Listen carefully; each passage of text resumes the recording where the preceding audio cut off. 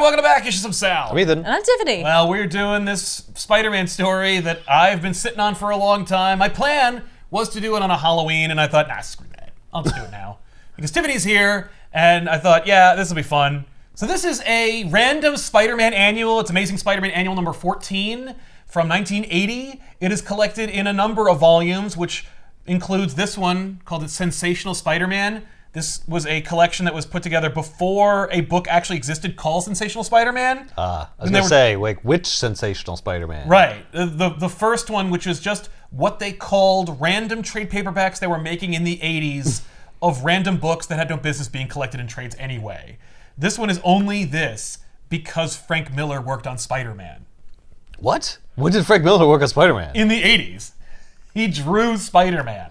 He drew Spider-Man. Yes. Is that why the cover looks that way? That's right. This is Frank Miller's Spider-Man. The buildings, I couldn't have told by, if you just showed me Spider-Man without the background, You but wouldn't the have been able to buildings are his style, where yeah. it's like there's no outline, they're just dark lines with another color, and that's the building. You will see Frank Miller's style a little bit inherent in this, but he's also definitely adopting a house style.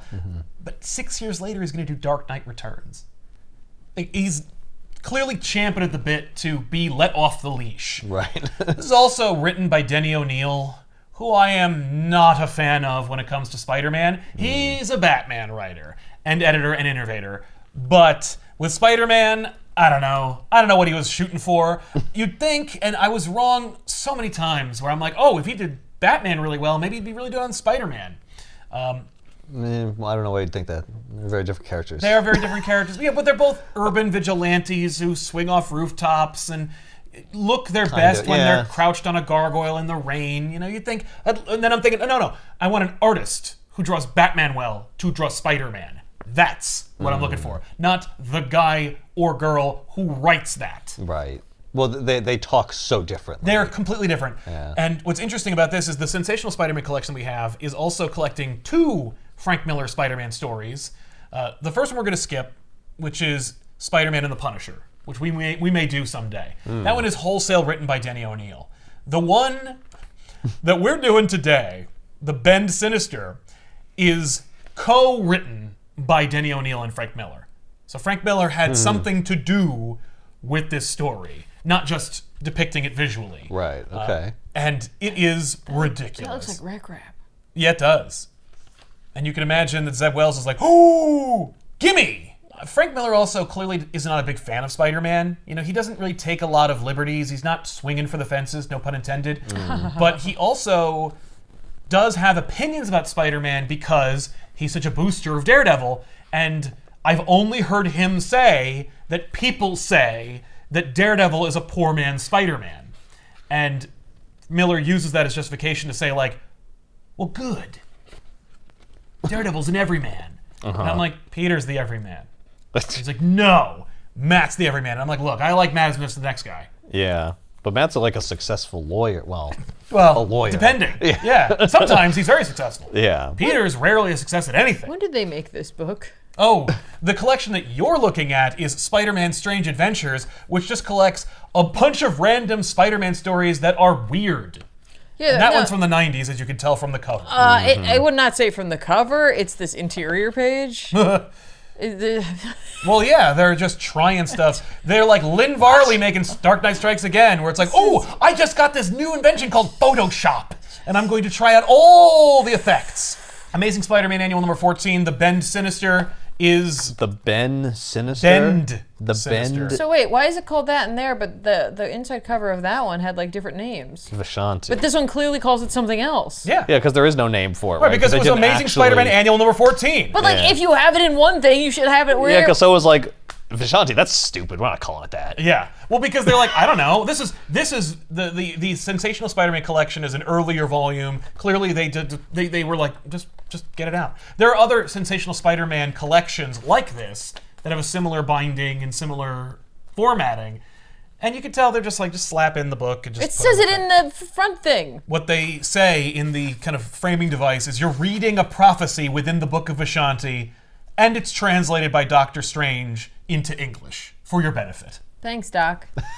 So, I see there's a horrible spider creature that looks like Spider-Man, but gross. Yeah. Well, listen to this prophecy and see if you could parse it from the old text. Here we go. These be the words you read and remember on a storm-shattered night once every 60,000 of Earth years is the Bend Sinister possible. Then shall creatures of evil conspire to wreak gravest harm upon humanity, and they shall succeed unless one who is equally spider and man join together with a mighty sorcerer to defeat them. Thus speak the Vishanti. Translated courtesy of Dr. Stephen Strange. And I'm like, yeah, you wrote that, Steve. Translated by... And it's like, dude, if Doctor Strange translated that, he could have just written, and then Spider-Man and Doctor Strange will have to team up to fight them. Except that for some reason this plot surprises Doctor Strange. Well, it's like he's writing this after. Yeah, he's like, oh man, I wish I'd read this one earlier. And I'm like, how did you not see this coming? It's every 60,000 years, and it's like, and it's now? Yeah, even if you're only a couple of years off, you're going to remember if it's the anniversary of the 60,000th year. He has a lot going on. He Leave does. him alone. You'll see him actually very busy in this story. But There's always a prophecy, and there's always a thing. and there's always a reference to me and all. another hero that have to team up and fight it. Yeah. You know? I can't be held responsible. How am I for supposed all to that. know that, it was going to be Spider-Man? Like... Oh, besides the fact that it says there'll be a man who is equally spider and man, and there's a drawing of a guy who is a spider monster wearing a Spider-Man costume? He's like, what if it's the tarantula? You wouldn't team... The tarantula's a bad guy, and maybe So? dead by now, I don't know. So it doesn't say he's a good prophecy. guy. It's Yeah. true. Yeah, you're right. You're right. I really thought it was the tarantula, and I'm trying to cover that up Yeah. by omitting some things and making it weird that I didn't know. Yeah. Thanks a lot, Doc. I did know. I was wasting a lot of time going down the wrong path Yeah, before you we sure got to did. this story.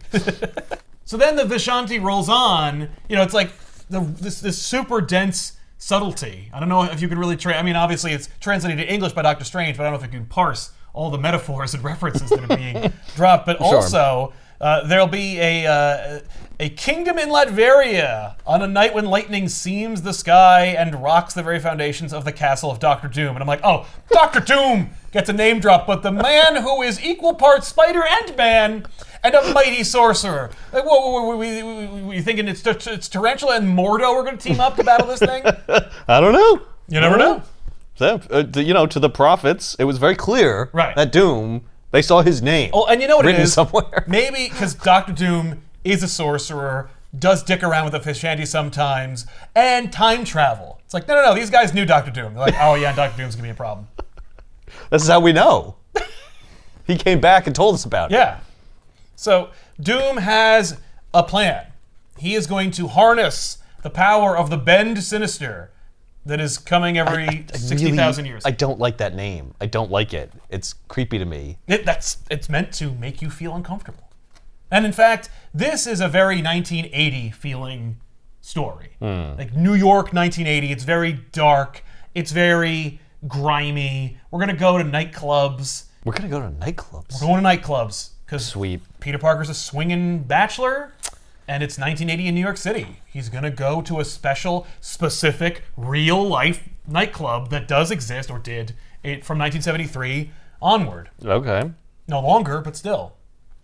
So, Doctor Doom's scheme involves harnessing the Bend Sinister, but he's not going to just throw himself into the mix, like sometimes he does. No, he's going to use and invent a new supervillain named Lucius Dilby.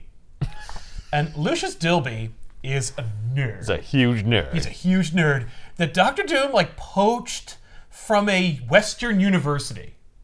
Lucius Dilby is clearly some American nerd that Dr. Doom got. Now, we don't really get into the specifics, but we have to assume that Dr. Doom must have offered some kind of a work for credits program between the university. He's trying to and get extra Latveria. credit. Yeah. Dilby's a Yeah. go-getter. He's a straight shooter with upper management written all over him, and he is looking to, move upward in the corporate world, particularly in the monarchy of Dr. Doom. So Dr. Doom must outfit Dilby in what looks to be a Renaissance-era frock. He looks like Toad from the Brotherhood of Evil Mutants because Toad looks like a gummy bear from the Disney afternoon cartoon series Gummy Bears. Toad looks like I did not know that. Yeah, I mean, and Why?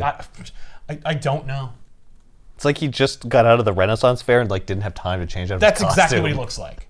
And I think it's because he works in a castle and his boss wears a tunic. Right. So he's like, you're going to look the part. You're going Not to in look Rome. like one of my minions if this was, 400 years ago. Right. And we don't really get a lot of comparison. Unfortunately, we don't get to see a lot of other lackeys. Those that we do are usually in robes.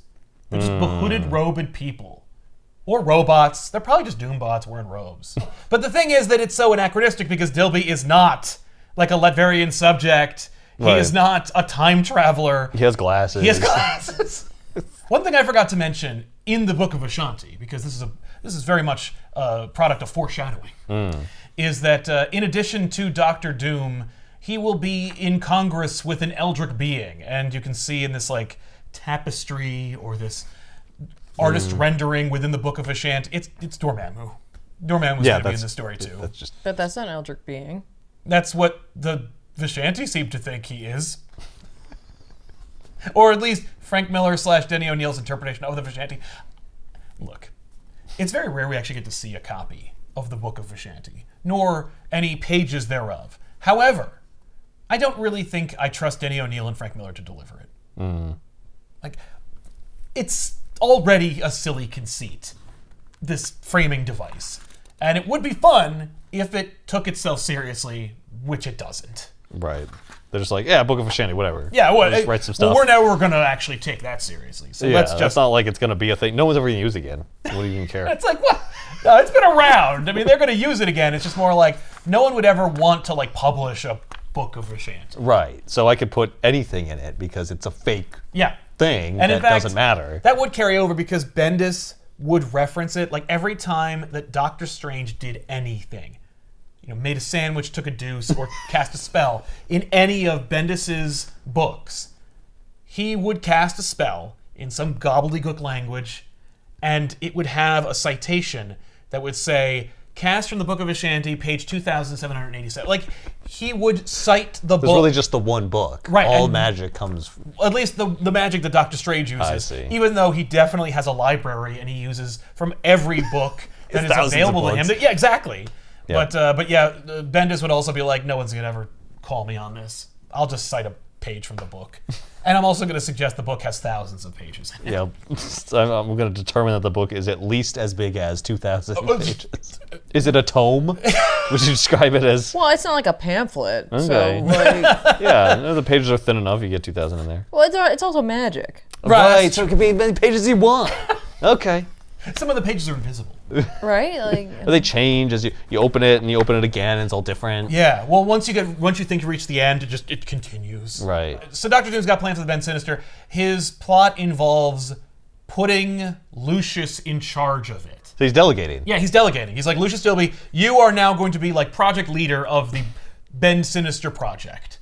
And so Dilby is very comfortable in this position. Like, he's already ordering people around, and he's demanding that they bring things that he needs, including some cookies. And this is when Doom decides to micromanage. And he's like, okay, first of all, you little loser, don't request cookies on your watch. Like, you're working. You're here to perform a task, not to eat sweets. All right? This is very weird. Why are we getting into the minutia of how Dr. Doom manages his underlings? I mean, it seems like they just wanted to not tell a Spider-Man story. you could tell, like, right away that Frank Miller / Denny O'Neil went, oh, man. It's like, you work there. You know you're going to do one. It's like, yeah, but, like, I do it week to week. I got to do an annual. That's a little longer than a regular issue. Ugh. Well, as long as I cram it with characters I would be more excited to write for, I guess I could stomach it. I mean, I'm looking. Spider-Man's not in this book. I got through like 8 pages and he hasn't showed up yet. He is integral to this story. Okay. That is named after him. What department did Doom get this guy from? Is he in like antiquities No, he must have some kind of science background. Oh, okay. Because of what Dilby is capable of, but the Bend Sinister project involves science? Oh, sure. Well, it needs to be a marriage of science and magic. That's what Dr. Doom is. Okay. It's really weird that you think he looks like Toad. He looks like He's wearing Toad's he looks costume. like Otto Octavius. I mean, it's does look Otto like him in a too, Toad costume. It's horrible. So Doom's like, good news, Lucius. We're done. Like, we're ready to go. And Dilby's like, excellent. And so I assume that my reward for having done all this for you is forthcoming. And Doom's like, it absolutely is. And then he hits him in the face with a rod. Is that what that is? It completely obscures his face. It's like he destroys his face. I think it blasts some kind of energy.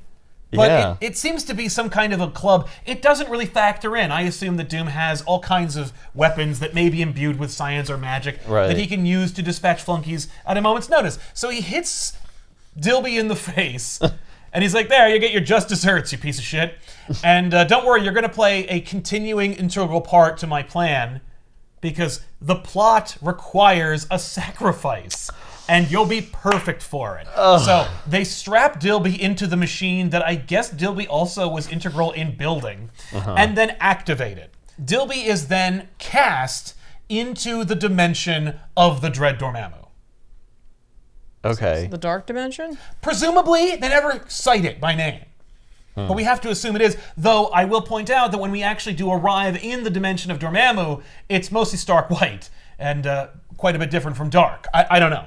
But it does also evoke the Ditkoian references of magic spaces that Doctor Strange is so famous for, by having orbs and roads and disembodied monster heads and whatnot. The kind of eldritch horrors that would drive a regular person mad. And so then, as Dilby is getting his bearings, having been cast into another dimension, the Dread Dormammu appears before him, and he's like, you are so fucked. And you are going to who sent you here? He must hate you. No, that's what I assumed when I first read this, but this is essentially a telegram to Dormammu that the plot that Dormammu and Doom have hatched is in effect. Oh, it was like a signal. Like Doom's like, now. So I'm going to send you a big nerd, and that will let you know that it's working. It's time. Yeah, we're on track. Yeah, Dormammu's like, sweet. So while Doom waits to hear from Dormammu, he decides to watch some film reels highlighting Adolf Hitler, because he's an evil dictator like Doom. And he's looking for pointers and tips on how to be a better, more evil despot. How frequently does that sort of iconography show up in a Frank Miller? Right? It's a Frank Miller book. We've got to get some Nazis in there, or some swastikas, or some kind of World War II German-themed imagery. I don't know. It's weird, right? So while Doom is watching, old film reels of Hitler and getting his P's and Q's from the guy, Dormammu replaces Hitler on the screen, and he's like, aha, I got your nerd. Good news. I've already imbued him with some powers. Look at what our nerd is up to. And Dilby is manufacturing, via magic, a big, cool robot. This is the plan? No. You mean an Iron Man thing? Yeah, he made essentially an Iron Man that seems villain. pretty, weak sauce. Yeah, you'd think. Well, for a number of reasons. He's just given powers. Everyone else has to learn it. Yep. Well, Dilby is in the dimension of the Dread Dormammu, so he's maybe some part of magic is seeping into his very core. No, they just gave it to him, so it's Well, maybe his prep work involved learning the things necessary to now wield these magics? No, I just assume it's just, here's this, then I'll take it away from you whenever I feel like it. Well, that's definitely the plan. Yeah. But I do assume that, Dilby's instrument of destruction is essentially an Iron Man villain, because Dilby is thinking, three-dimensionally, as opposed to, fourth or fifth dimensionally. He's using magic, but only in a scientific way, So he's only capable of making, essentially, a big robot. It's like, I know what goes into making a super science robot. I can't cast a demon. Right. I don't know what that is. Right. I don't know how that would work. Although, but I know robots. I am disappointed that Dilby doesn't also use the robot as armor that he wields in battle. It's not like Dilby's like, I'm a little nerd and I have always wanted to feel big. No, Dilby has no body dysmorphia whatsoever. When he returns to our plane of existence, he's just a big jerk. Yeah, because I got power now. Yeah, well, he doesn't really wield much power when he returns to Earth. He's essentially infused it into this robot that he makes. Oh. And Doom's like, excellent. So our ridiculously circuitous plan is now 1/4 complete. Well, let me ask you this. Why didn't Doom just go there himself and get that power? But it answers it right here. Oh, okay. There was a chance that like Dilby's not gonna make it. He won't survive it. Oh, I see. And Doom's like, well, yeah. That's why I sent him. Yeah. Also, there's a good chance that Dormammu might betray Doom and destroy him or trap him in his own dimension. Right, I'm not going over there. No, exactly. I truly enjoy Dr. Doom drinking tea. Oh, I know. It's a hot mess in there, you know. Especially there's no way it's going to get in there. It's just pouring all over the outside. It's just dribbling down between the mask and his mouth. Yeah. How much of that are you getting? Oh, all of it, trust me. Or it's like a Thornton Wilder play. There's no tea in there. It's still. But he's got Pinky out. Yeah, of course. He's a man of refinement. So at this point, you're like, where is the Spider-Man? How do I cut to Yeah. him? Well, before we do that, Because I'm okay with this. let's check in with what the Doc is up to. That is Yeah. to say, Doctor Strange. So we go to the sanctum. And the imagery of Doctor Strange in this is just like, oh, so Frank wants to do a Doctor Strange book. Yeah, and he thinks he looks like Vincent Price. That's because he does look like Vincent Price. I know. According to Stan Lee, like Yeah, that I is know. 100%. But I'm like, he's just. He's like, I'm just gonna draw Vincent Price. But it's also like, wow, what a Mike Golden-esque, more literal depiction of Doctor Strange from Frank effing Miller. This is just straightforward Marvel Comics, and I'm amazed at his level of restraint. And also how cool it looks. I love the depiction of the cloak of levitation. Like, it's not on him, it's guarding him as Doctor Strange is doing more research. So while Doctor Strange is reading, they get a delivery, a special delivery at the front door. And Did they order it? Nope, they didn't. In fact, Doctor Strange even says, "I didn't sign for that." And so, the Union guy's like, "Look, Mac, we got 10 more shipments of creepy, weird, no return address having crates to different points in the Marvel." Wooden crates with huge nails sticking out of them, like they don't use anymore. That's right. Certainly not in 1980, but still, go with it here. So then Doctor Strange's like, well, I'll use magic to open it in case it's like a bomb or something. We could just, and it's really just Doc doesn't want to use a crowbar and use brute strength. He doesn't want to debase Wong and make him do it. So he's like, I'll use magic. So he opens it up and there's seemingly a giant buff mummy in there. And they're like, did you order a mummy? And he's like, okay, I think we can all understand that I have nothing to do with whatever's happening here. And it's the robot that Dilby made. And it is brought to life and it attacks Doctor Strange. Doctor Strange attempts to use the Eye of Agamotto to see what the hell's going on with it, which then, of course, triggers the robot to attack them. And while it is going for Doctor Strange, Wong attempts to karate chop it, which, of course, he fails to do so because it's an enchanted effing robot. And so Wong gets dispatched while Doctor Strange enacts the Crimson Bands of Sidorak. By the way, if you are a classic Doctor Strange fan and you're looking for him to cite anything like the Hoary Hosts of Hoggoth, the Crimson Bands of Sidorak, or the Moons of Munipur, you're in luck because he does all three.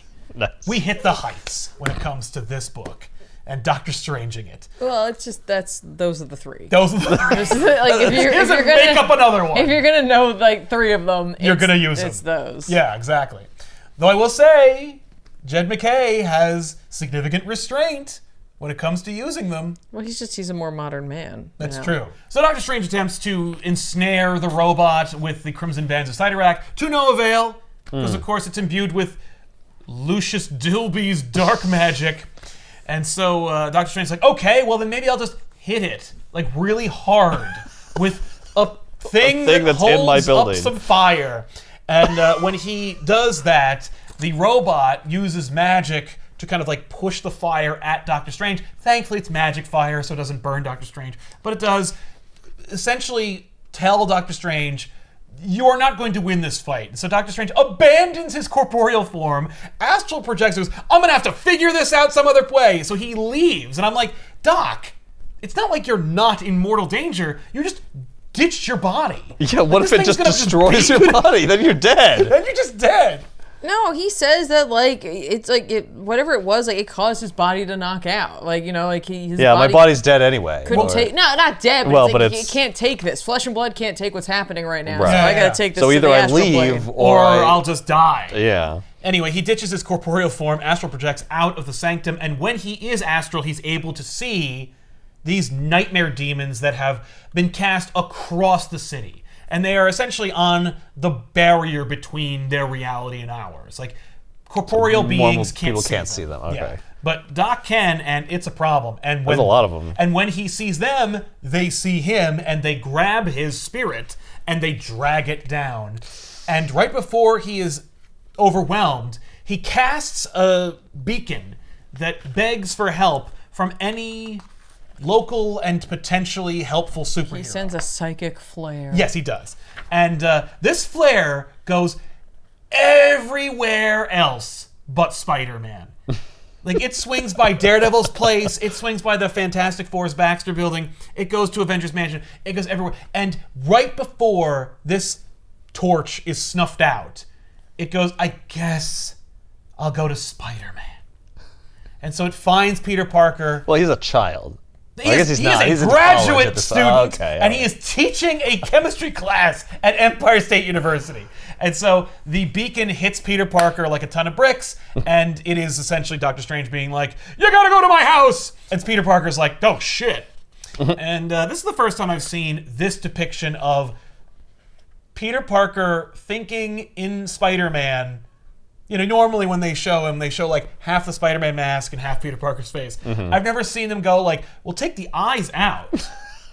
Just do the eye outline. Right. Make it really weird. That's very It uncomfortable. looks like he's looking. wearing face paint. It's- It's like he only got Yep. half of his Yeah, face because- painted at the fair. Because you see his lips through it too. It's not like Yeah. they Yeah. erased that area. And I'm just And like, his nose. and Frank Miller drew it, so he's like, yeah, no, I'm deliberately doing that. Or it's like Yeah. a light on him. Right? It's an interesting concept. No. I don't like it, but I No. appreciate any effort being made that is like trying to add something to it. But also he does it again, so you know it's deliberate. Right, it's not just an accident. I mean, he drew the eye. Yeah, no. It can't be a coloring mistake or anything like that. Like, he drew an eye there. Well, he could have drawn a whole face and then been like, add the Spider-Man afterwards. Or Yeah. something. But anyway, so a clumsy student accidentally drops a couple of chemicals, causing a big smoke screen that Peter uses as an opportunity to dismiss the class and then leave. Okay. So he leaves, and by the way, as things get worse, because no one's doing anything to stop the Bend Sinister or the evil machinations of Doctor Doom and the Dread Dormammu Right. and Lucius Dilby,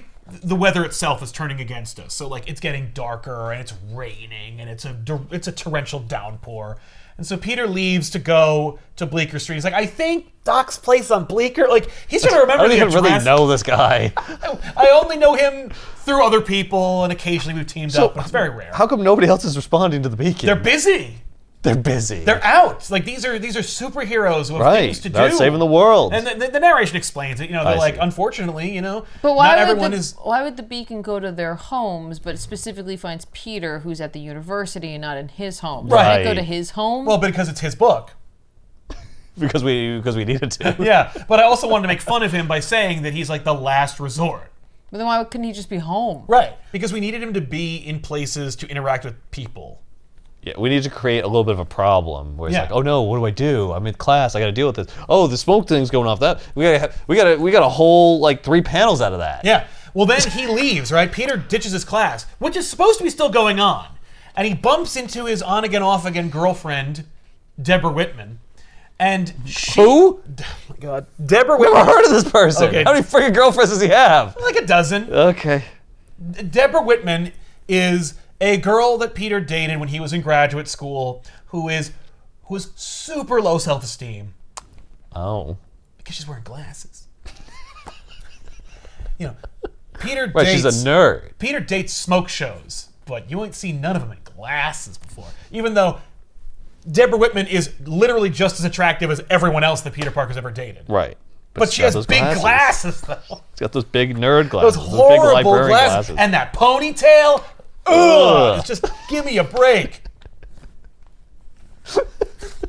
Deborah Whitman has really low self-esteem, and Peter does not help Because, of course, Peter keeps ditching his dates. That's like a hallmark of his interactions with women. Yeah. And so his behavior with her makes her even more depressed and miserable. And Like, oh, he wouldn't even tell me where he was going. it gets real bad for Deb. Oh, man. Oh, well, eventually Deb realizes that Peter is Spider-Man because otherwise the alternative is Peter is a narcissist sociopath. And he's just been abusing her. Right. Right? And he's like, oh, crap. Normally what I do is I gaslight the women I'm with if they accuse me of being Spider-Man, but this woman might actually have like a problem. So her therapist ends up tracking Peter down and telling him, like, she thinks you're Spider-Man. And honestly, like, I just go with it. That's how bad things are. Because you clearly are a narcissist and have been, mistreating her. Right, exactly. But and like, that's going to send her over the edge. So if you could just lie. if you could just lie and dress up like Spider-Man and just tell her you're Spider-Man, which he does. And she's like, oh, thank you. Obviously, you're not Spider-Man, but me thinking you're Spider-Man shows me how far gone I was, and that snaps me out of my problem. And so I will go through life assuming you're not Spider-Man, but realizing that thinking you were Spider-Man was my rock bottom. Which, by the way, is great when he reveals to the world he's Spider-Man in Civil War, because she does not take it well.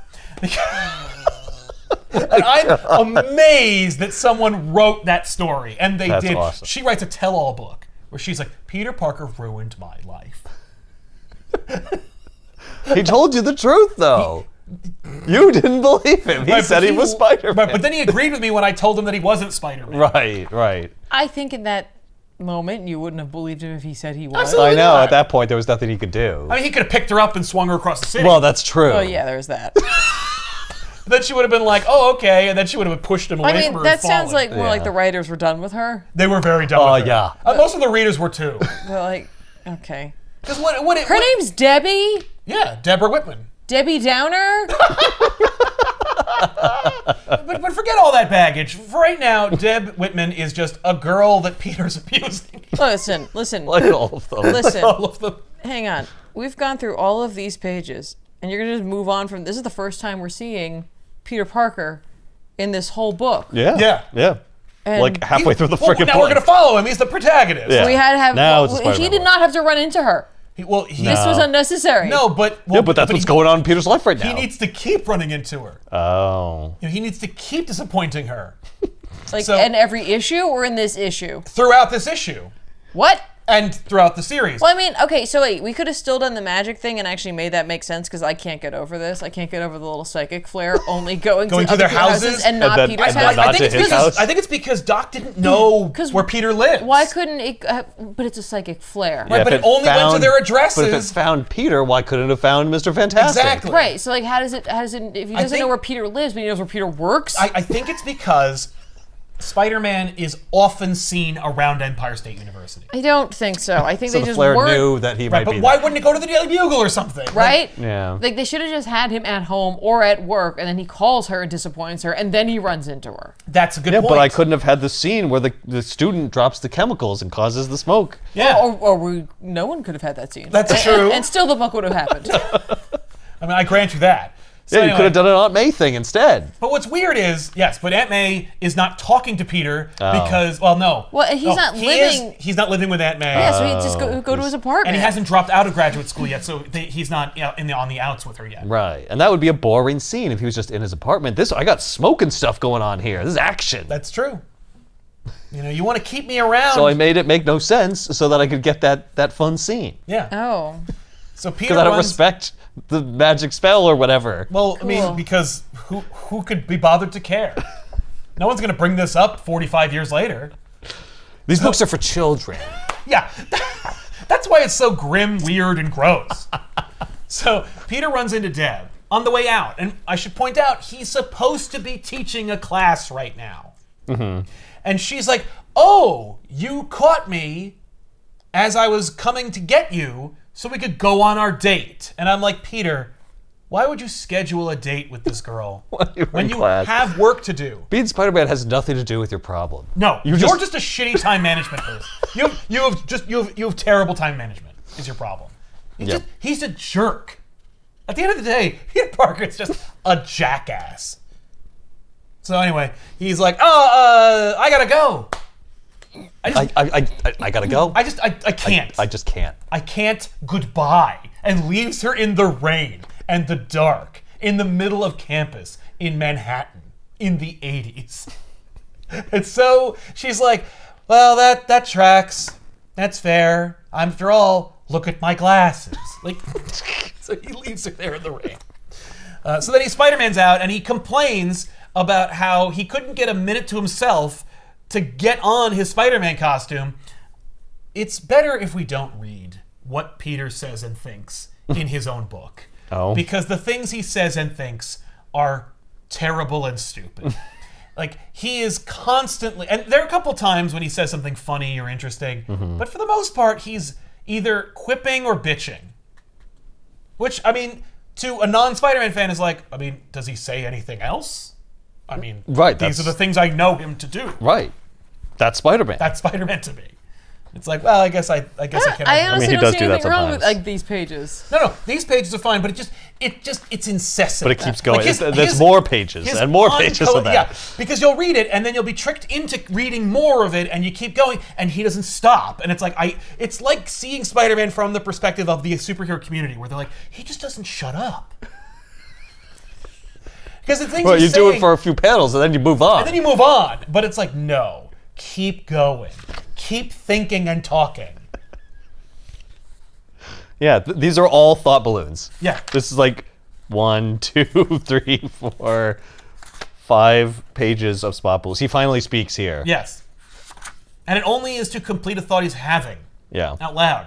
So he's swinging around, he's trying to get to the Doc's place, and the closer he gets, the more obstacles get into his path. And when I say obstacles, I mean like enchanted gargoyles. Those aren't gargoyles. They're grotesques. They have no water feature. You're right. You're right. Unless they're Disney's gargoyles. Why are they different. like Which is this?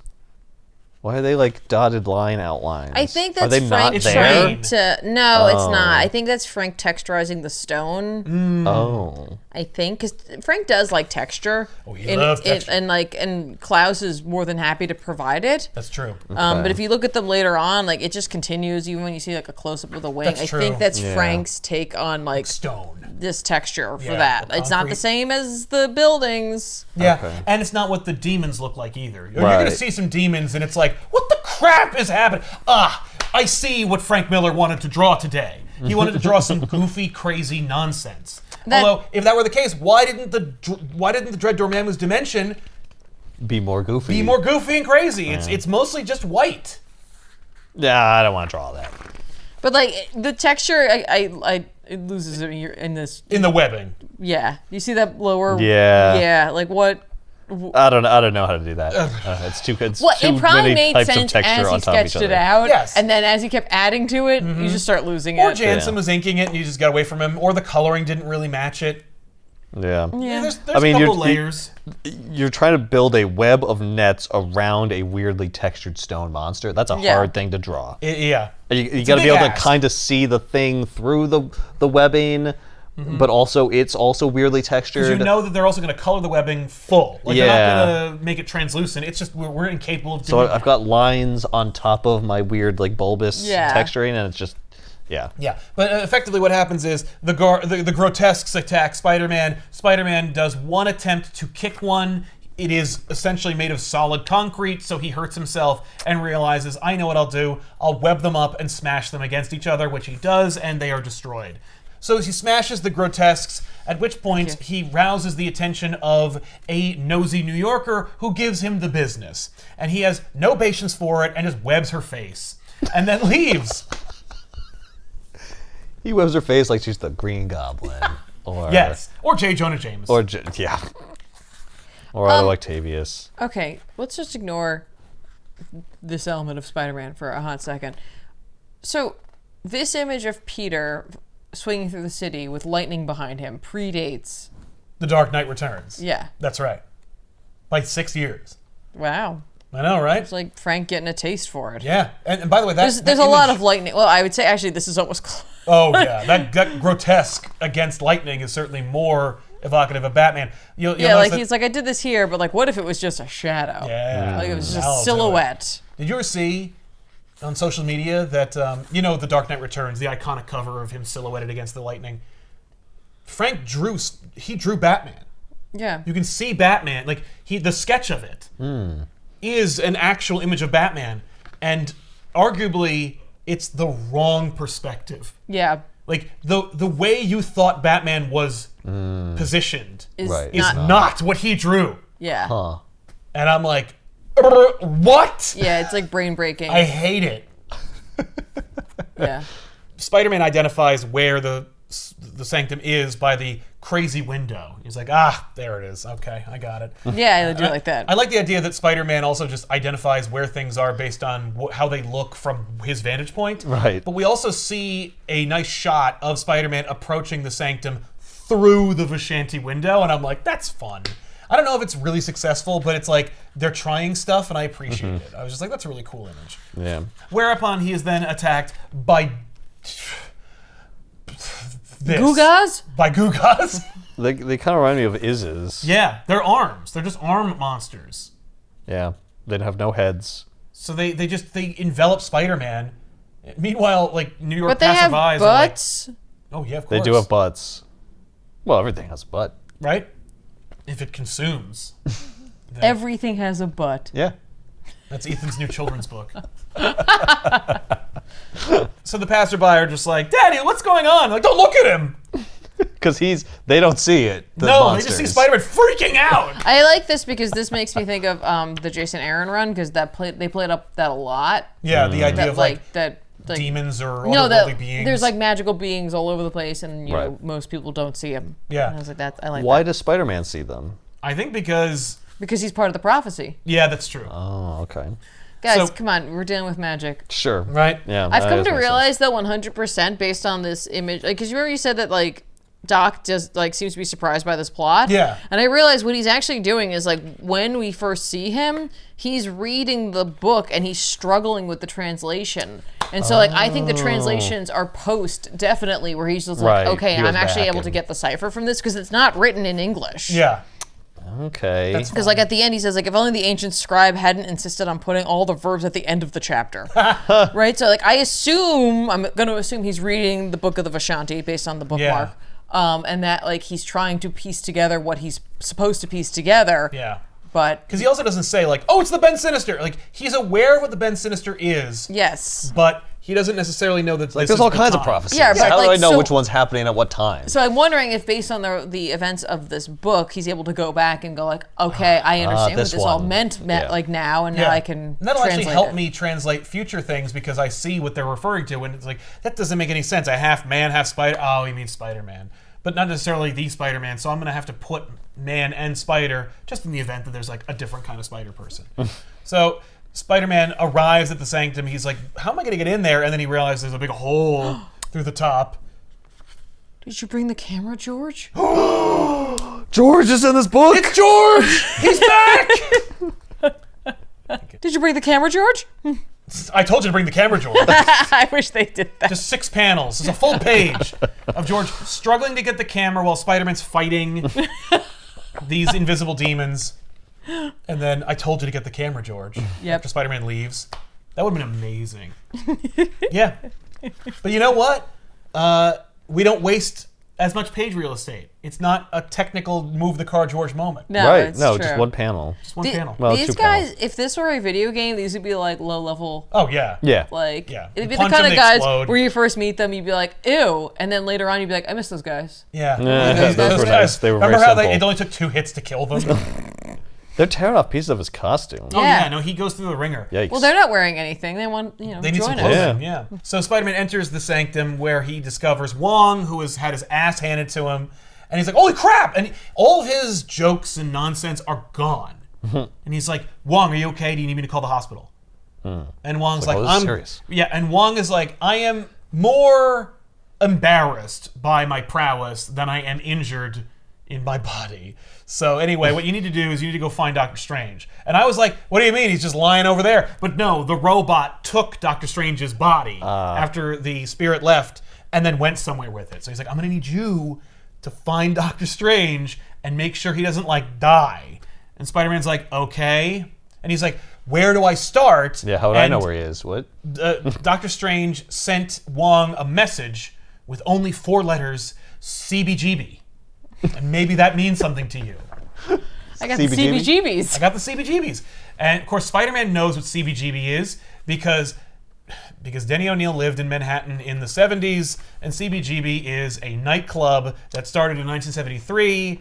That is where the young hip swingers go when they want to see punk rock acts in the late 70s, early 80s. Yeah, are we confirming that Doctor Strange is a fan of punk rock? No, because well, maybe. Like, no, sure. but I was aware of it. He is aware of it because, like, CBGB is a real place. It stands for Country, Bluegrass, and Blues. And it's a hot spot for, like, new talent. And Denny O'Neil definitely went there and definitely got blazed while watching different acts, including bands that will actually appear in this book that existed. Okay. Like Shrapnel, which is an early punk rock band. Shrapnel? I've never heard of them. Nope. But they're real, and they appear in this book. Okay. So Pete's like, all right, I guess I need to go there. I guess I'm going clubbing. Yes. And he's like, I am not a detective. I love Denny O'Neil being like, this guy's not Batman. He's like, I am not a detective. I am not good at figuring this out. So I guess I'll just ape off of Sherlock Holmes stories. And Sherlock Holmes is like, the best bet is a disguise. And since I don't have one, I guess I'll just dress as Peter Parker. Because Spider-Man shouldn't just show up at CBGB. That'll be weird. Yeah, so But he's going to run into his girlfriend. of course and he's gonna be run like, into- I thought you had to be somewhere. Oh, it's worse. I than find that. you at the club? Oh, it's much worse. It's much worse. It's worse in a way that is totally unearned. So Does it bother anybody that the action panel on this Spider-Man's going back to the page we just read? Because I've just like I'm like, I don't think every page of every comic has the character going typically to the right, but this is so egregiously to the left yes, it's that like weird. it like really like messes up how flow. I'm reading the art. Because I'm like, wait, is he going back? You talking about Yeah. the pink one here? where No, it's no, no. like- I'm talking about this one. Oh, yes. Yeah, that is confusing. Yeah. Like it's just it's a weird read for the art. It's interesting you point out that panel because it might be my favorite pose of Spider-Man's in this entire book. No, it's not. It's like I know, I'm just saying. the art itself is great I didn't looking. think about it, but I loved that image of Spider-Man being like, whoop, like just effortlessly flinging his body through an underpass. Well, it's funny because like in both both panels here for action. yeah, they're he's going back. in the opposite direction that you're reading. Maybe it's meant to like convey that like he takes like a circuitous route because he's got to flip and swing and take whatever objects are around Right. that he can like, you know. Oh yeah, no. Or maybe as Move an off artist, of- he's trying to tell you, like, we are going to go back to Peter Parker's story. You know, like, we began with Peter. Because he is, next time you see him, he's not Spider-Man, right? That's right. It's just it's a strange decision when typically your job is to like as the artist to make your eye go through the page. That's true. And this is like giving me a hard stop going back this way. Yeah. Anyway, go ahead. So we need to check in with what Lucius Dilby, Oh, the great. most powerful being in the multiverse, is Couldn't doing. get pants, huh? No, well, he's just happy to wear. He does get clothes. He gets regular people clothes, but he's still wearing his Latverian garb. So he's got Doctor Strange strung up in some kind of like magic gobbledygook, and he essentially just tells Doctor Strange like, "You're going to be." In order for me to usher in the Bend Sinister and betray my would-be masters, Doctor Doom and the Dread Dormammu, we need a human sacrifice, and so I'm going to use you as the human sacrifice, which will also take care of the prophecy, because the prophecy, of course, says that a Spider-Man and a Doctor Strange are going to stop him. So if I kill Doctor Strange and use him as a human sacrifice, it's like 2 birds, 1 stone. So that'll be great. I also like that he's also Smart. having tea. Oh yeah, no. Is that's that how like a thing Yep. you do? It's another That's how tea thing. You know what it is? It's the comic book equivalent of the movie trope of a eating an protagonist apple. eating an apple, Yeah. showing the laissez-faire attitude they have of this very tense situation. Right, yes. I'm very casual. You are chained up to a wall, which is an extreme scenario, and I'm treating it like it's Tuesday. Exactly. I'm my so tea. nonplussed by Also, it. Yeah. he's being served by like demons, Demons, so yeah. you get to see him like lording over somebody, Yeah, and we which he's clearly reveling in. Naturally, and we saw him. He already liked doing that. We Mm-hmm. established this is what Lucius is like. Right, So anyway. right. So he kind of deserves what's going to happen to him. Oh, It's great. I mean, it's not as earned as I wanted it to be, but it's a great moment. But you can see, I love the image of Doctor Strange looking at him like he's just, I am gonna fuck this nerd up so bad. You don't even know. He's staring daggers at this guy. He's like, oh my god, when I get free, this nerd is gonna get it. When He's I gonna get free. All right. the wedgie of Wondagore. Which is weird because it's like, I thought he was still astral projecting. No, well, yeah, he was, but remember, Dilby sent the robot to recover his body. He must just shoved his spirit back into his body using magic. That's what happened when the demons dragged him down. They like dragged him down and then put him back. Yeah, the in his demons put body. it in there for him. But don't worry, there's no like switcheroo where it's like, oh, you were using my body when you should have been watching my spirit. No, his spirit is back. It in his just body. didn't work. It just leaving his body didn't help him. Right. So Peter goes to CBGB as Peter Parker, and he's wading through this club. And I have been to clubs like this, and I appreciate how well captured it is. It's just, it's dark, it's loud. You can't really see anyone except for like the lights from the stage casting on people around you. Like, and Peter is just like, I don't want to be here. And that is singing my tune when it comes to being at a club. I do not want to be in this place for as long as I am. This is horrible. So I was just walking around trying to figure it out. He's like, okay, so being Peter Parker and looking at things didn't solve this problem for me. Meanwhile, Shrapnel's performing, but Peter ends up bumping into a chick. Who? Some young lady who's like, hey, do I know you from somewhere? And he's like, maybe. And she's like, well, let's make out. And he's like, I really don't have time to make out with random people. And Deb's like, Peter, what are you doing here? I thought that you had to go. Oh my God. But I see you're busy with this chick, so... And he's like, no, wait. So he chases after Deb. He has abandoned the mission to save Doctor Strange. Right. Now he needs to save his relationship. So he runs out, he catches up with Deb. Deb has nothing to do with him, and so he eventually convinces her to go into a nearby diner where he sweet talks her into going to, and I love this concept, a 24-hour steakhouse. There's this new hit young night spot where you can get a porterhouse at 3 a.m. Just what I always wanted. And I'm like, where is this place and how can I go I think to he's it? making it up. She sees to be on board. Well, what's his next plan? If, like, when she agrees to go, what's he gonna do if he's making it up? Well, don't worry because that happens immediately. So as Debbie runs out of the place, tears streaming down her face, she bumps into Lucius Dilby, who What? is incognitus in his regular people clothes, and this poor woman bumps into him, and he's like, "Bleh!" Like he is immediately like incel territory. Like he just immediately starts laying into her about what an oaf she is. And Peter's like, Jesus Christ, man, she said she's sorry. Like, give her a break. He's like, you'll all fall before me. Like, meh. And you're like, What? okay, what a jackass. Meanwhile, He calls her baggage. he refers to her as baggage. As baggage? I've never Baggage. I've never heard that before in my life, but you could bet your bottom dollar I'm going to use it from now on. Like, get out of my way, baggage. And you're like, what the fuck? Really mean. Is that where like old bag comes from? Like I don't baggage? think so. Like just calling women baggage? Like No. This or is bags? just them. This is just them flying off the dome, trying out things. I think because she was in the way. It's because they couldn't say bitch. Yeah, but you know what they meant. But that's what Frank really wanted to say. Yeah.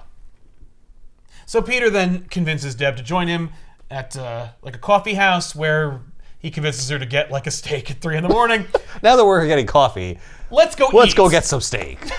And she's like, She's okay. like, what was I doing? Right. So then he's got her. He's got her in the boat. Now all he's got to do is whack her with the oar, and then his spider sense goes off, and he's like, "Oh damn!" Oh yeah, that's right. And he goes, "All right, well." So he looks out the window, and Shrapnel, the band from CBGB, you know that punk rock band from the early '80s, they have now taken their act from the club into the streets, and they are singing about the Bend Sinister. And in fact, their singing is more of a hypnotic suggestion that is luring anyone within earshot into their conga line of doom. And so Peter sees this and he's like, that ain't kosher. So Deb, I will see you tomorrow. And then he bails. Like, hey, listen, don't run away. I know I was just making out with somebody over there at a club that I told you I wasn't going to go to. And that we were supposed to go to together. And then I said I was going to take you to a steak dinner. I was going to pay, like, out the ass for us to eat well late at night. Too late. Right. For that kind of food. But now that's also But now that I've seen this parade, I have to leave, and I'm going to leave you here. Again, I can't stress this enough. In the middle of the Bowery. Yeah, there's a literal In trash can fire right outside the cafe. In 1980. All right, so you're good, right? All right, bye. Okay, wait. Admittedly, she went there on her own. She did. True. She went to on the her club own. on her own. Yeah, True. yeah. That's No, true. It's true. Is it? Oh, that's right. It's raining. Well, it has been raining. It has been raining, has been and it will raining. continue to rain on and off throughout the story. It's just that, like, it looks like there's icicles. I was just there. I was like, I thought those were icicles. Oh no, that's water. That's water. But I don't think it is because it doesn't look like it's raining. But maybe. Oh no, it looks like it's raining in the background. It's raining in the background, Yeah. but I don't want to cover the whole yeah. damn book Sometimes in it's lines. raining. All Yeah. right. Yeah. Yeah. So Peter bails on Deb again. And And then he shoots a big laser at his hand. that is webbing. That's, Bad Is lightning. that is a lie. So Peter swings over and he's like following this parade led by a real punk rock band. And he's like, the music is really good. Like, This it's is really, where My Chemical Romance was born. yes, a young what's his name? Gerard Way. Yeah, a young Gerard Way was like, this is scratching me right where I itch. I'm gonna write a song called The Black Parade. Black Parade. Yeah, I don't think Spider-Man actually does refer to it as a black parade. I know. If he did, you'd know that was where Way know. got the idea. But you know, Gerard Way was more of a Doom Patrol fan anyway, so it's not like he was reading a lot of Spider-Man. Anyway, so Peter's like, this music is hypnotic and it is powerful. Like, I feel like if I was nearer to it, I would be swept up in it. So I need to keep my distance, but also watch it. But they walked right past you. This. Yeah, How well, could they have been any nearer? the people who are joining with them also join in the chorus, and I assume that the louder it gets, the more powerful it becomes. I see. But So at first it was just like the really weak-minded, but now even Now it's Spider-Man, everybody. with so many of them, could be overwhelmed. and it's funny because he's not like, I am being overwhelmed. He ponders if he might be overwhelmed. Right. If I was but down there, I'd daren't probably try. be overwhelmed. You know, this yeah. is interesting the way they're treating this team up because typically you see a team up where it's like, the characters meet, sometimes they fight, then they join forces, and in this they're treating it like, okay, This is a Doctor Strange story. how long can we keep these two apart from one another? I'm gonna write a Doctor Strange issue. I'm gonna write a Spider-Man issue. He'll talk to Wong as close as he's gonna get Yeah. for Yeah. most of the issue. So essentially like Spider-Man 2, the video game. If you want to know, Spider-Man and Doctor Strange do technically interact. I in this assume they book. must, but like we're like building up. It's like they were like, I don't want to deal with them being on the same page together No. for most of the book. Well, and also what am I supposed to do with that? if Doctor Strange were freed, he'd solve the problem. Yeah, we need him to be What would Peter do to incapacitated. help? Yeah. So it's like, no, we need to put Peter through the Peter ringer. could do lots of things to help. He's a scientist and he's hopeful. Yeah. He has a sunny disposition. It's true, occasionally. That's why J. Michael Straczynski, creator of Babylon 5, was happy to put them on the page together. Because he knew what to do with those characters. He didn't have utter derision for the protagonist like apparently Denny O'Neil and Frank Miller do. So I also don't really love the fact that I don't like this color choice here. Where he's got like it's because we're already using black, so we need to I know use it's the just blue. really weird looking. It's also because of Frank Miller's choice in the depiction of his eyes. Like the Spider-Man mask eyes. Yeah. They're kind of Ditko inspired. I've never seen them done like this but for Frank Miller's art. And he does them consistently in every version of his character, except for that weird one that he drew recently where his Spider-Man boots have opposable toes. Spider-Man swings through Times Square, which of course is a hellhole back then, and you can see that even like mounted cops have gotten in on the action, so that they're being drawn in. And Wait, is the horse saying it? I think so, There is a little line going up to the horse. right? I think the Indicating horse is he's talking speaking. now. Maybe there's a demon in it, but I love this image because like this is I'm like almost really sad that we didn't get as many live action interpretations of these characters because like I would love to see a Spider-Man operating in the early 80s in New York. Just a different animal Yeah, man. than what we get now. They could do it in a video game. I would love You to could see go that. back in time. Yeah. And like, Right? Where Yeah, it's he like, has to deal with the swinging around the 80s. it's just like, ew. this place is a dump. It was worse 5 years ago.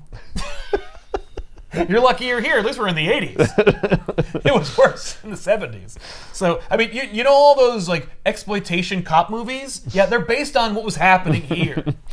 So Pete keeps his distance until eventually, while he's keeping his distance, he sees off in the background at the Latvian embassy, supervillain extraordinaire Lucius Dilby is like, nah! And he's gonna cast his big moment to enact the Bend Sinister, which of course is being powered by the minds of people being overwhelmed and like calling forth the Bend Sinister. Okay. So the Latvian embassy's top part like explodes, and Doctor Strange is attached or affixed to a giant crystal that will be used to channel the energy that's needed from the Bend Sinister into our plane of existence, and then allow Lucius Dilby to reign supreme. Presumably the idea was that this power would go to Doctor Doom, which he would use to free Dormammu or whatever, but it doesn't matter because the point is Dilby has no intention of helping either of them. Right. So, you just have to know that somehow the plan has been co-opted by Dilby. Whatever the plan was. Yeah. In fact, Doom never comes to the United States. Everything that happens with Doom happens in Latveria. Well, because he's a smart diplomat. He knows. Yeah, he's like, well, I'm going to let Dilby commit. He's like, at least he's on the embassy. Like, he actually should have diplomatic immunity. True. If he is a citizen or ambassador There's no way he is. He's actually probably a citizen of the United States. Oh, I guess that's true. No, so this is perfect for Doom. Yes. He'll get arrested. He'll be like, I don't know, I was just trying to give this man an internship. This crazy American went nuts, took my shit. Actually, I feel like this was an attack on Latveria. Yeah. You're trying to feel like- besmirch the good name of Latveria. Right? Maybe he's like Lee Harvey Oswald and he was trained by the CIA or something. So anyway, Dilby casts his spells, and the parade leads into the park, where it becomes like this orgy of debauchery and pleasure, and everyone's just kind of writhing around and dancing. It's like it's like a Zion party, and so everyone's just gyrating and dancing, and that's also helping to bring forth the Bend Sinister. And You keep saying Bend Sinister like I know what that is. well, because they keep referring to it like I'm supposed to know, and they refuse to define it in any way. The Vishanti keeps warning about it, and Doom keeps wanting to harness it in some way, but I don't know. Why is it called that? Because that's what it says. in What the is Book of Vishanti. bending? It really diminishes Dilby even more so by him saying Dilby has plans of his own. Yeah, well, because he's like, Don't do that. He's ripping Don't- off Doom. Don't talk like me. Don't. Doom can do that because Doom I can can back pull it that up. off. You can't pull that off. You can't do that. Yeah, don't think just because we're wearing tunics that you were like me. Yeah. Oh, see, he also has glasses. That's why he's such a loser. Yeah. Yep. See, you understand. You both wear glasses. What?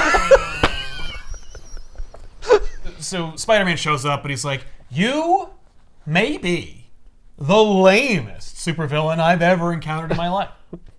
Like, this is beneath me, honestly, fighting you."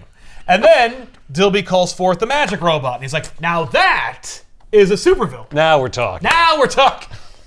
Now I should be here. Yes. Now this is worth me ditching Deb. But shouldn't Deb be part of the parade now? She heard the thing. Absolutely, Yeah. but she's not. She's probably just so sad. She can't hear the music over the sound So here's of the her heaving problem. sobs. She's such a loser and with her glasses that even You know the what it Bend is? Sinister didn't want doesn't her. want No, she knew she was going to go to CBGB where it was going to be loud, so she put earplugs in, Such- to mute the Right, so music. she can't hear. She's But immune. she had coffee with Peter. Yeah, I she would know, have taken her you're earplugs right, out. no. Yeah. It's just that she's just that sad. She's too sad to be affected sad. by a spell. cult. Yeah. That's it, everybody. To free yourself, just be sad. Yeah. Just think of your saddest memory. So Spider-Man it fights the robot. Like, that's it. Yeah. It's just, And then it's a fight. and Spider-Man battles the robot. And it's a tense, awesome, cool fight. And Spider-Man eventually realizes, first of all, this is not a real robot. But it has like does that oculars. mean? It's not like made of like machinery. Not like I can't, gears and stuff. Yeah, it looks like a robot because Dilby imagined a robot when he was conjuring it using magic and stuff. Right. But it does have ocular sensors, or at the very least, it has eyes. And so eventually Spider-Man realizes that he needs to blind it as it's flying around, which of course he does using his webbing. And And then, So just defeat it the same way you would have defeated it had you not known it was a robot. That's very true. But while this robot is flying around, he of course mounts the robot and then starts steering it in directions that he wants it to go in. Oh, yeah. And Dilby is like, "What's going on here?" And he's like, "Oh, you better watch out, dipshit, because I figured out how to steer this motherfucker." And so he augers it right into the crystal, shattering the crystal, blasting Doctor Strange off of it, and destroying. Wouldn't he? Oh, that's very convenient that he doesn't also. Shred into 1,000 pieces or kill Doctor Strange? Yes. True. And in fact, Spider-Man references it by saying, "I should be fucking dead." But once I hit the crystal shards evaporated. Oh, It's a magic crystal. Because it's magic. It's not like glass. Yeah. I meant that the robot didn't blast into Doctor Strange. Yeah. I know. Like, Well, you can see like the trajectory is turns, weird. He yeah. goes in from the top and then blasts out a convenient side where Doctor Strange isn't. Right. And yes. once the crystal shattered, the image of Doctor Strange standing over Dilby epic. is amazing. And he's like, "I have such sights to show you." Like he's like, "You have never known punishment." And so he conjures up like the most messed up spell he could think of and fires it at Dilby, but a magic barrier pops up and Doctor Strange's like, "Magic barriers you conjure are not gonna save you from me." And Dilby's like, "That wasn't me!" And then Dormammu's hand blasts out of another convenient panel and collects Dilby and retrieves him. And Dilby is like, "Please, Doctor Strange, save me!" And then he's just gone. Doctor Strange hears a scream and will never be able to doubt that some men are damned. Holy crap. Yikes. What? So Spider-Man is just like on the ground and everyone's kind of like knocked out of their magic whammy and they're like, "Oh Jesus," they just zip up their pants and they just walk it off. And the sun is out and the sky's clear. Right, right. The bad Back to weather's normal, gone. yeah. And Doctor Strange is like, "Hey Spider-Man, thanks a lot." And Spider-Man's like, "Oh, hey, Doctor Strange." And he's like, "Don't mention it, man." He's like, "Listen, no, you actually did a huge favor. You saved the world." And the cape finds Doctor Strange and then goes on to him. And he's like, "If you need anything." Why didn't the cape find him before? I mean, I guess magic. Okay, Right. fine. "If you ever need anything, just, ask." And Pete's like, "Okay." And Doc's like, "Shoot." And Pete goes, "Can you tell me what the Bend Sinister is?" And Doctor Strange says, "No." And then flies away. This is better than mankind not know. What? And Pete's like, "Nuts!" And then he knocks down a full-grown tree with his bare hand. He's the reader. It's like, what? What? You won't tell me? I just went through all that! Then what did I read all this shit for? That's right.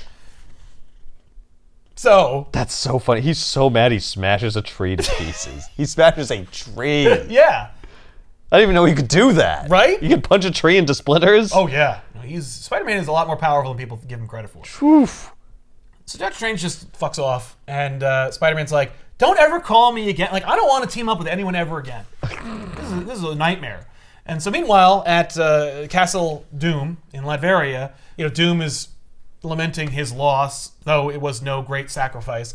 And one of his underlings is like, "We found something in the treasure room that wasn't there before." And Doom's like, "Well, cease prattling on and give it here." And he gets a crystal with Dilby inside of it. And Doom's What? like, a memento from my former partner Dormammu, commemorating our failed experiment to take over the universe together. Well, I'll put it on the shelf with the rest of them.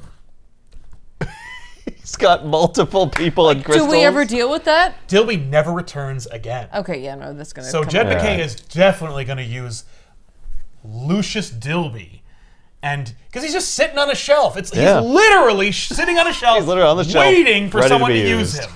That's great. Right? I like that.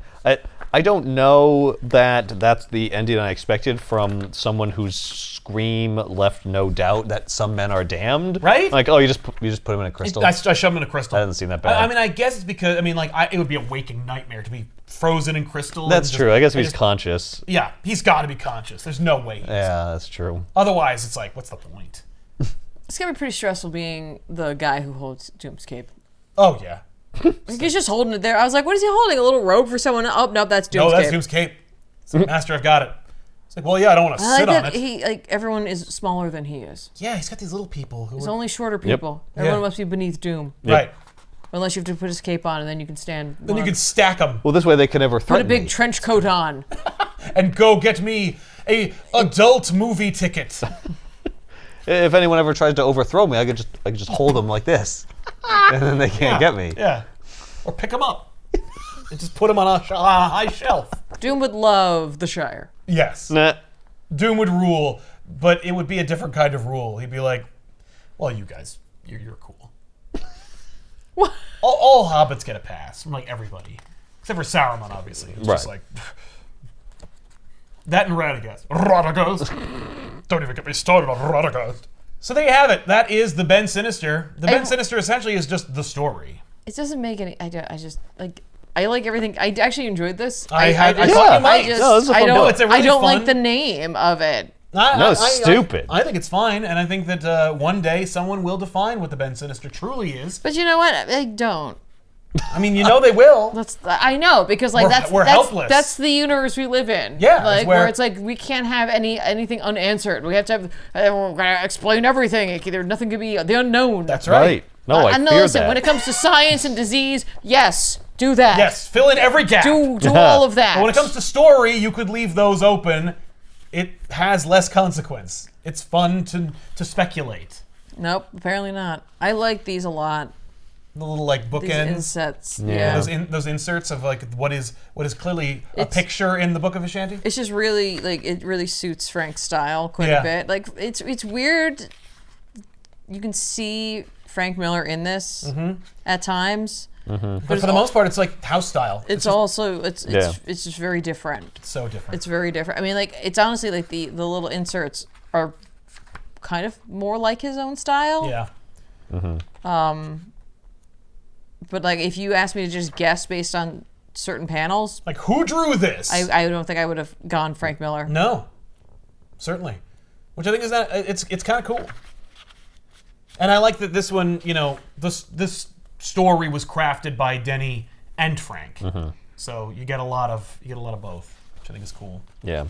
There's a few things I really like about this. Dormammu just reaching through a portal and grabbing You mean you could do that Dilby. anytime? That's amazing. I'm like, oh yeah, I just don't. Yeah. But think about that forever. Yeah, I guess because we don't really there's not enough page real estate because we had to deal with Peter Parker's class for us Yes, to clearly that was the problem. write. Those are the 4 panels dedicated Well, I meant for to Peter us being a graduate teacher. to have a moment where we reveal. I mean, I guess this is the reveal, but that like Doom and Dormammu figure it out. Like they know what he's doing. Well, I mean, we see Dormammu call Doom on the TV, and he's like, hey, we're still working together.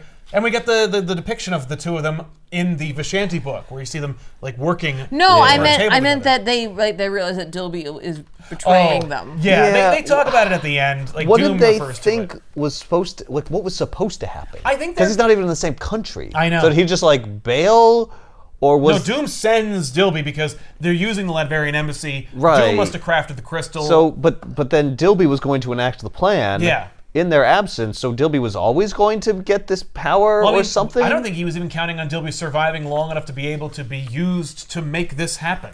So I mean, the whole So thing. what was he originally going to do? I mean, originally, I think it's like, well, if Dilby is successful, then I'll just kill him and take his power or something, or overwhelm him once he's at the crucial juncture point. But he's not, because But you're not there. Doom's not even in the same. how zip code. are you going to? How do you think you're going to turn what's going to happen here to your advantage? Maybe it's more like Doom isn't going to use the power of the Bend Sinister. It's more like Doom is going to facilitate Dilby's use of the Bend Sinister to usher in Dormammu, who can easily overwhelm him, and then Dormammu will owe Doom a favor or something.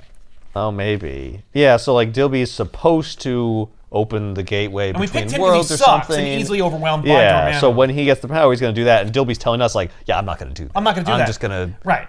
to use the Bend Sinister to my own advantage. Yeah, and little does he know that like that doesn't. It that seems doesn't- weird that Doom thinks that if Dormammu comes through, like that's going to help him in any way. And the only reason why we assume that's the case is because it's the 80s and supervillains team up like this. Right. Like they Yeah, don't it's- hate each other. It just seems like it's like, well, we're both bad guys. Right. So obviously we're Well, gonna let's work together. Let's work together. Yeah. Yeah. But we also don't see them like wringing their hands and teaming up in some weird Machiavellian way. It's like, Right. no, I help you and then you scratch my back. It Right. seems more that the issue is that since we don't understand what the Bend Sinister is. We're not meant to. I know we're not meant to. Yeah, but that means the, understand that. like, the that's- plot doesn't have to make that's any the fun sense. Because, part. like, Like, well, No, if no, you I knew what know. the Bend Sinister was, this would all make perfect sense. But like, I think that's the key component as to what Doom and Dormammu were up to? plan Yeah. are. Whether it be that like the Bend Sinister crosses dimensions, and if it comes forth like through the earthly plane, that like Dormammu will also be able to take advantage of it in his world as well, or in his dimension. I don't know if that's what they're trying to. I don't know. I don't know. It's a Spider-Man annual because like they're like, I don't know. Why are you even thinking about it? Much less talking about it. I love the fact that in the image of Doom and Dormammu at the beginning, their little insert one, it Yeah. looks like they're giving bones. Yeah. Pound it. Nice. We're gonna get them. And if we're lucky, we'll kill a nerd also. Which, you know, we are hoping for. Right? So that's it. It's weird. It's very weird. But it's supposed to be. It's supposed to feel weird. I mean, every time it's Spider... And I love when magic is in a Spider-Man story because typically the only people who bother with it are people who love it and want to see that element from the perspective of somebody who's helpless against it. Spider-Man is a great protagonist for a Doctor Strangean magic story because he's the guy who's like, what? You know, it's like, I don't like this. And it allows you to subvert the storytelling that you normally used to. Like, you get to shake up the apple cart a little bit for Spider-Man readers. You know, you're like, oh, I'm reading the normal adventures. There's a guy, either he was a brilliant scientist who screwed up, or he's a criminal who screwed up, and he gets a suit on, and he's probably animal themed, and he's gonna fight Spider-Man and wreck my social plans. And you know what? You get all that crap, but also Spider-Man is uncomfortable. And as a result, you, the reader, are uncomfortable. You know what's amazing about the end of this with Spider-Man? Like, if he had bailed on Mary Jane or Gwen or anyone else, he would have commented on that and been like, I gotta get... But it's just Deb. Boy, I'm in for it. But no. We don't number even one, go I'll back get to another it. shot Like, with I Deb. gotta- if I even want one. Yeah, he'd be like, I gotta make it up to insert other girl. Of course. Yeah. Felicia even. Yeah. But no, when it comes to Deb, it's like, He's like- who? I gotta get that number from that chick from CBGB. Yeah. She seemed pretty cool. She was pretty into me. And she didn't seem to mind when I bailed. Yeah, she didn't. She didn't read me the riot act just because I ran out with no explanation. Oh my god. Yeah. Spider-Man learned all the wrong lessons. Poor Deb Whitman. That's the real takeaway for this. Yeah, But she gets the short end of the stick. routinely. But at doesn't- least they didn't turn her into a goblin. That's true. She just... Could be worse, Deb. Yep, you actually dodged a bullet. You dodged a pumpkin Watch out, bomb. Zeb Wells will bring her back. You dodged an unmade marriage. You dodged a deal with the He physics. should have don't brought her want over to Doc. Doc would have been like, hello. Hello! I see you're wearing glasses. Does that mean you like to read? I have lots of books. Some of them are even in English. Don't open most of them. They may drag you into a unholy can I read hell. some? I would advise against it. Oh, Why don't I read to you in the morning over breakfast? She's like, all right. okay. Who is that? That's Don't my- worry about that's my manservant, Wong. That's a little problematic, don't you think? What do you mean? He's here from the What? court. It's part and parcel for the job of the Sorcerer Supreme. You want to stay or not? Listen, you into this? Drops the whole place. Look, if you want to crash here, Wong's gonna be there. Wong all right? will be here. So you better get on board with Wong right now, or there's the door. All right. If this is collected anywhere, it's in the comments. Or you could just go buy it. I'm sure it's in a long box somewhere at some comic store. Or you can get one of these random collections that has it. All of them, of course, are out of print, but I don't know about these epic collections. Sometimes they're collected. The annuals are, a funny thing. So. Oh, it's a king-size annual. Yeah. It's an annual fit for a king. It's got 4 extra pages. Wow, they No, really, it's quite really long. ruined the fact that, I mean, I know that you have the little image of the, like, Dormammu and Dr. Doom, but if you're not paying attention to that one image, Yeah. they ruined it on the cover. Yeah. They say Spidey and Doctor Strange versus Doctor Doom and the Dread Dormammu. Enough said. I feel like that is. Yeah. I feel like everything's said. Well, they didn't mention Lucius Dilby. Which, I mean, you didn't count on him, did you? He's the real villain of the book. I mean, Freaking Lucius. It's really funny to also see Doc Ock on the back. Right, like what? Because you're Is he like- even in the book? I think it's Morbius, it's Sauron, it's Dilby, it's Lizard. I don't think Doc Ock even appears. Maybe in someone this was thumbing volume. through and saw Dilby and was like, "Oh, I'm Doc like Ock's in the literally book." thinking that Oh that's my what God, you're happened. absolutely right. That's exactly what happened. Oh, flip. Oh, Doc Ock's in here too. I'll Throw put him him on on the the back. Because they have the same haircut Yeah, and glasses. yeah. So What the hell is a cosmic calculator? It's the that sounds like a cosmically question for next time. calculate things. But, What do you mean for next time? I see don't want to you be guys on that episode. Next time with another episode of Back Issues himself. I'm Ethan. No, Keep reading. Tiffany. That's who I am. You said no. He said no. No. You get one shot. You don't, Do not miss your chance to know. Is that Gwen? Yeah. Well, yeah, remember when we did this one? Where Vaguely. Peter gets his extra 4 arms, and then she calls. She's like, "We are going to shake the paint off the walls tonight." And he's like, "No!"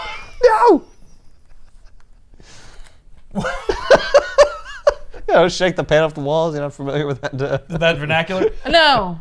No, I'm not. In honor of Betty Friedman's birthday, I've decided to play Liberated Woman and treat you to an R-rated flick of your choice. I should warn you, I've already seen Love Story, but I've got enough Kleenex left to sit through it again. Now, obviously the implication is for crying, but... Right. Yep. Or we could take in I Am Curious. You could even cover my eyes during the spicy parts. I don't like this. It's so uncomfortable. I'm just picturing like a child reading this, being like, "Daddy, what does this mean?" Don't worry about that. Give me that. Let's see that. What is this? Oh.